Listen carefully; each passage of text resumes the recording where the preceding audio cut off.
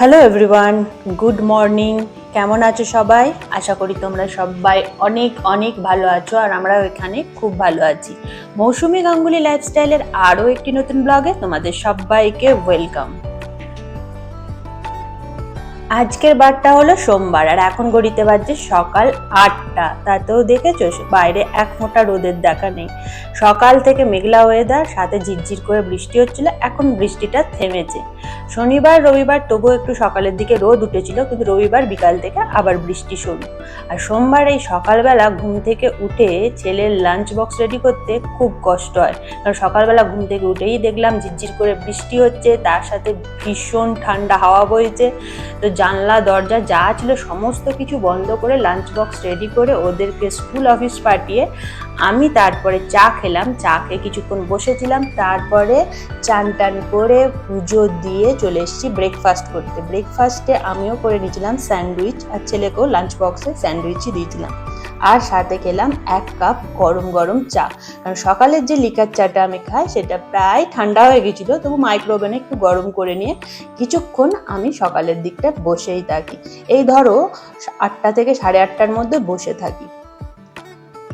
আধা ঘন্টা বসার পর তারপর আবার কাজ শুরু করি, কারণ সকালবেলা ঘুম থেকে উঠে রান্নাঘরে চলে আসি, তো বসার টাইম পায় না। সে যাই হোক, তো দেখতে পাচ্ছ এখানে গ্রসারিগুলো কিভাবে পড়ে আছে। স্যাটারডে সানডে দুদিন ধরে যেসব গ্রসারি আইটেমগুলো অর্ডার দিয়েছিলাম বা আমরা যে নিয়ে এসেছিলাম সেগুলো এখানেই জমা রয়েছে, কারণ স্যাটারডে সানডে আমি হাতই দিইনি এগুলো। আজকে সব গুছিয়ে তুলবো। আর এখানে দেখতে পাচ্ছ রান্নাঘরেরও কি অবস্থা, সব ফ্রিজ থেকে বার করে রেখেছি। আর রান্নাঘরেও বাসন কোসন একদম সব ছড়ানো রয়েছে, মানে কি বলবো, দেখতেই পাচ্ছ একদম পুরো বেসিনও ভর্তি বাসনে। আর তার উপর আজকে ফ্রিজটাও পরিষ্কার করব। তো প্রত্যেক সপ্তাহে সোমবার থাকে আমার ডিপ ক্লিনিং ডে, মানে সমস্ত কিছু পরিষ্কার করার দিন থাকে এই সোমবারটা। তবে ফ্রিজটা আমি মাসে একদিনই করি, আর এই গ্রসারিগুলো মাসে একদিনই আসে। মানে রান্নাঘর পরিষ্কার এগুলো সোমবারই করি। সোমবার আমি কোনো রান্না রাখি না, কারণ রবিবার যা রান্না করি সোমবার দুপুরের দিকে আমার হয়ে যায়, রাতের দিকে কিছু না কিছু করে নিই। তো আগে আমি বাসন ধোয়া দিয়ে স্টার্ট করছি, কারণ বাসনগুলো না ধুয়ে বেসিনটা না খালি হলে আমি ফ্রিজটা পরিষ্কার করতে পারবো না। তাই আগে বাসনগুলো ধুয়ে নিলাম, তারপরে আমি লেগেছি ফ্রিজটা পরিষ্কার করতে। ফ্রিজটা বেশ নোংরা হয়েছিল, কারণ কলকাতা থেকে আসার পর ফ্রিজটা পরিষ্কার করা হয়নি। কলকাতা যাওয়ার আগে ফ্রিজটা পরিষ্কার করেছিলাম, প্রায় 2 মাস হতে চললো। তো ফ্রিজটা পরিষ্কার করে ফ্রিজের সমস্ত জিনিসগুলো এবার ঢুকিয়ে নেব। আর তার মধ্যে গ্রসারি আইটেমের মধ্যে আমরা পনিরও অর্ডার করে দিয়েছিলাম। পনিরটা 1 সপ্তাহের মতনই নিয়ে আসি, মানে সপ্তাহে এই পনিরটা আমার 2 দিনই দেয়, মানে 400 গ্রামের মতন এই পনিরটা আছে। তো সপ্তাহে 2 দিন আমার হয়, তো আমি একবারই একটু বেশি করে নিয়ে আসি, এনে ফ্রিজে রেখে দিই। লাঞ্চ বক্সও মাঝে মধ্যে ছেলেকে দিই বা গাঙ্গুলিকে দিই, তো পনির একটু বেশি করে এনে রাখি। তো সমস্ত কিছু যেগুলো গ্রসারি আইটেমের মধ্যে এনেছিলাম ফ্রিজে তোলার, সেগুলো সব তুলে ফ্রিজটা গুছিয়ে পরিষ্কার করে নিলাম। ফ্রিজটা অফ করেছিলাম অনেক সকালে, তাই ফ্রিজটা এবার চালিয়ে দিলাম। তারপরে চলে এসেছি রান্নাঘরের যে সব জিনিসগুলো গোছানোর ছিল। রান্নাঘরের তাকগুলো ভীষণ নোংরা হয়েছিল, আর মাসের বাজার করার পর যেগুলো যেখানে তুলে রাখি আর কি, সেই জায়গাটাও মানে পরিষ্কার না করে নিয়ে আবার যদি তার উপরে সব জিনিসপত্র ঢুকিয়ে রাখি তাহলে তো মানে দেখতেও বাজে লাগে আর নোংরা হয়ে থাকে। আর আমি প্রত্যেক মাসে একবারে যা লাগে সব একদিনেই নিয়ে চলে আসি, কারণ ওই শেষ হয়ে গেছে বলে মাঝখানে আবার যে আনাটা আমার ঠিক লাগে না। আর এখানে ওটা আমাদের কলকাতায় মানে বাড়িতে ওরকম হয়, কিন্তু এইখানে এটা সম্ভব নয় যে একটা জিনিস শেষ হয়ে গেল হট করে যে দোকান থেকে নিয়ে চলে এলাম। ওই জন্য সব কিছু আমি আগে লিখে নিই একটা ডায়েরিতে, কি কি শেষ হয়েছে সেইগুলো সব দেখে তারপর অর্ডার দিই। ওই জন্য আমার এইবারে শনিবার আর রবিবার 2 দিন লেগেছে। শনিবার দিনে অর্ডার দিয়েছিলাম অনলাইনে, আর রবিবার দিনে কিছু জিনিস যেগুলো অনলাইনে পাইনি সেগুলো যেয়ে নিয়ে এসেছিলাম। তো সেইগুলো সব নিয়ে ওখানেই রেখে দিয়েছিলাম। তো এবার সব যেগুলো খালি আছে কৌটোগুলো, সেগুলোতে জিনিসপত্র ভরে তুলে রাখবো। আর যেগুলো মানে এক্সট্রা আছে এখন খালি হয়নি বা সেগুলো আবার পরে, মানে ধরো 15 দিন পর আবার লাগবে, তো সেগুলো প্যাকেট সহই তুলে রাখবো। তো রান্নাঘরটা আমি এবার পুরোটা ক্লিন করে নেবো। সমস্ত কিছু আমার গোছানো হয়ে গেছে, দেখতে পাচ্ছ যা প্যাকেট প্যাকেট মানে সব কেটেছি আর নিচে ফেলেছি। তো সেগুলো সব ডাস্টবিনে, মানে ডাস্টবিনেও ধরছিল না, এত সব প্যাকেট ট্যাকেট ছিল। পুরো রান্নাঘরে যা তাক টাকগুলো ছিল একদম সব ঝেড়ে পরিষ্কার করে নিয়েছি। এবার যা সব কিছু নিয়ে নিচে ডাস্টবিন আছে সেখানে সব রেখে আসবো। সকালে যে নোংরার গাড়ি আসে তারা এসে নিয়ে যাবে।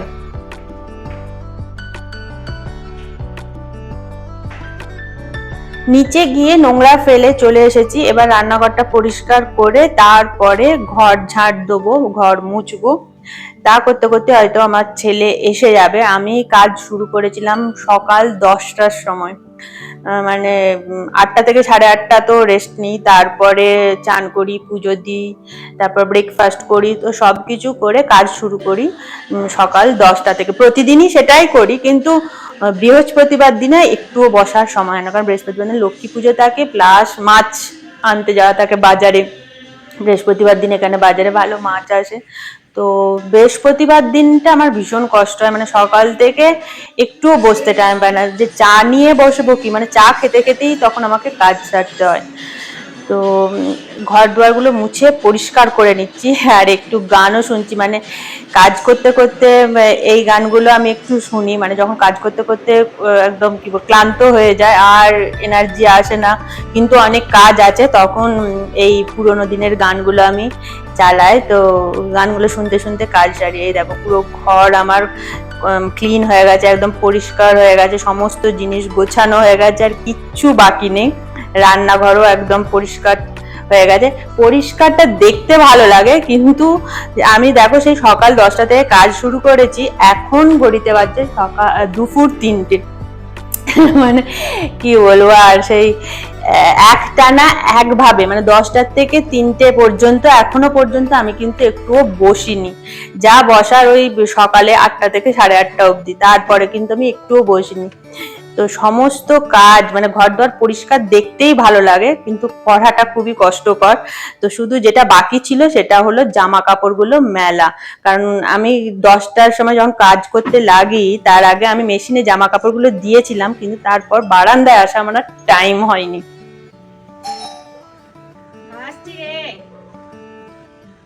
বলছিলাম না ছেলে আসার টাইম হয়ে গেছে, অথচ আমার কাজ শেষ হয়নি। দেখো জামা কাপড় মেলতে মেলতেই আমার ছেলে এসে গেছে। এখনই যে যদি দরজা না খুলিও সমানে কলিং বেল বাজাতেই থাকবে।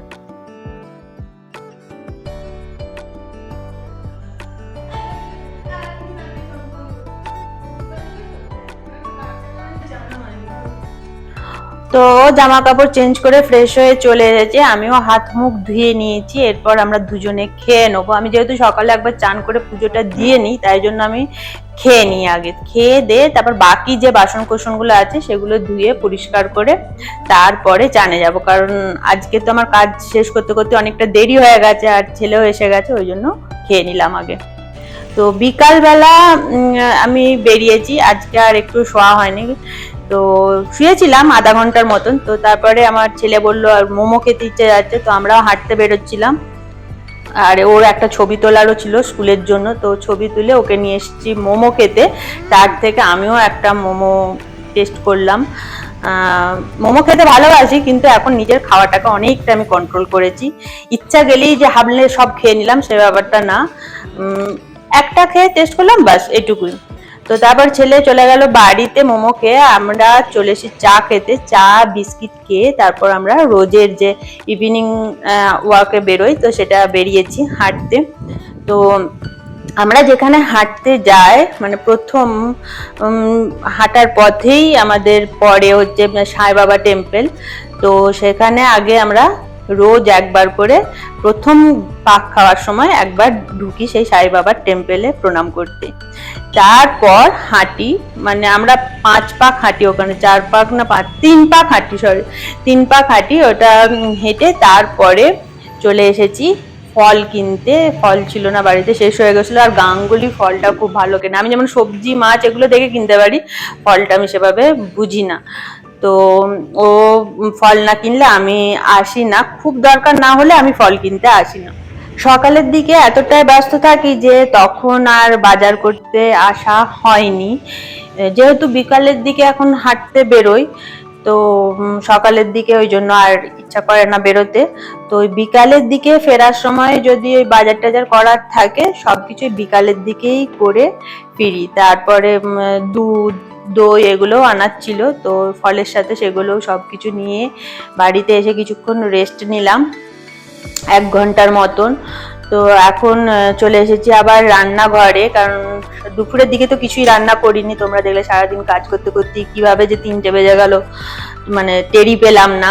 দুপুরে তো আগের দিনের চিকেন ছিল আর ভাত ছিল গরম করে মায়ের বেটায় খেয়েছি।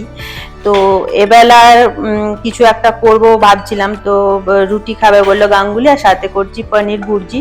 খুব চটজলদি হয়ে যায়, আর মানে কোনো বাটাবুটিরও ঝামেলা নাই। পেঁয়াজ, রসুন, আদা সব কুচি কুচি করে কেটে, কাঁচা লঙ্কা, টমেটো, ক্যাপসিকাম যদি থাকে ক্যাপসিকাম দিয়ে পনিরগুলো গ্রেট করে দিয়ে দিলেই বাস, কোনো ঝামেলা হয় না। পনির ভুর্জিটা খুব তাড়াতাড়ি হয়ে যায় আর খেতেও খুব ভালো লাগে। আর বাড়িতে যদি ক্রিম থাকে তো ওই ওপর থেকে একটু ক্রিম আর কাসুরি মেথি ছড়িয়ে দিলে অসাধারণ লাগে খেতে, আর কিচ্ছু লাগে না। আর সাথে যদি গরম গরম ফুলকো ফুলকো রুটি হয়, বাস বাস। আর সাথে করছি একটু রায়তা, শসা কুচি, পেঁয়াজ কুচি দিয়ে, চাট মশলা, গোলমরিচ গুঁড়ো ছড়িয়ে রায়তা।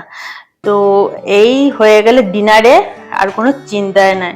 তাই পনিরটা আমি একটু বেশি করে এনে রাখি, কিছু থাকবে না। আমার ফ্রিজে পনির, ডিম, দই এইগুলো থাকেই, মানে কখন যে কি আমার ছেলে বা গাঙ্গুলি খাবো বলবে তৈরি করতে, এগুলো সবসময় এনে রাখি। আর সবজির মধ্যে বিশেষ করে ক্যাপসিকাম, গাজর, বিনস আর বেবিকর্ন, কর্ন এগুলো সব এনে রাখতেই হয় ফ্রিজে।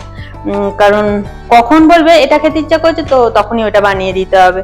তো তার জন্য ছুটে আবার কে দোকানে যাবে। এখন অবশ্য সব ব্লিঙ্কিটে বাড়িতে বসে অর্ডার হয়ে যায়, কিন্তু আমার ওইসব করার টাইম থাকে না। আমি ওই জন্য ঝামেলায় থাকি না। ওই আমি যখন বেরোই একবারে সবকিছু কিনে নিয়ে ফ্রিজে ধুয়ে রেখে দিই। তো আমাদের ডিনারটা রেডি হয়ে গেছে, এখন বাজছে 10টা। আমরা অন্যদিন 9:30টায় ডিনার করি, আজকে একটু লেট হয়ে গেল। তো এই ছিল আমাদের আজকের ডিনার, পনির ভুর্জি আর একদম গরম গরম ফুলকো ফুলকো রুটি। একদম দেখতেই পাচ্ছ ধোঁয়া উঠছে। এই ঠান্ডার মধ্যে গরম গরম রুটি থাকলে আর কি লাগে, সাথে পনির ভুর্জি, রায়তা তো আছেই। তো যাই হোক, ভিডিওটা আজকে আমি এখানেই শেষ করছি। তোমরা সবাই সুস্থ থেকো, ভালো থেকো। আর আজকে পুরো ব্লগটা তোমাদের কেমন লাগলো অবশ্যই কমেন্ট করে জানিও। ভালো লাগলে একটা লাইক দিও। তোমাদের সাথে দেখা হবে আবার আমার নেক্সট ব্লগে। আজকের মতন এখানেই tata, take care, good night.